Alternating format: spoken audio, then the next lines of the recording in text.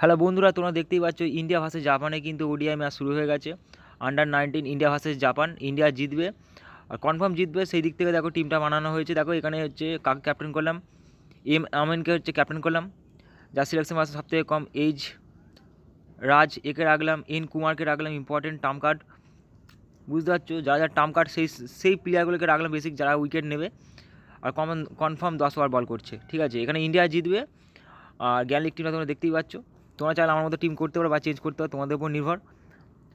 আর খুব বেশি সাপোর্ট করা যায় না যে জাপান জিততে পারে। জাপানের যে মেন যে বলার আছে তাদের মধ্যে রাখলাম অলরাউন্ডার সেকশন থেকে তারকে রাখলাম, টিম অরিকে রাখলাম। দেখো এখানে যে সমস্ত বলার রাখলাম এরা কিন্তু কনফার্ম 10 ওভার বল করছে, আর এই বলারগুলোই উইকেট নেবে। স্পিন বলে উইকেট নেবে হচ্ছে এম আমিন, লেগবে গুগলি বল করে, আর এই স্পিন বলারটা কিন্তু উইকেট নেবে। আর যে কটা বলার আছে সব কটা ফাস্ট বলার, কিন্তু এটা স্পিন পিচ, বুঝতেই পারছো। তো তোমরা চিন্তা ভাবনা করে টিম বানাবে। দেখো ফের নেক্সট ভিডিও দেখা হচ্ছে। Thanks for watching this video.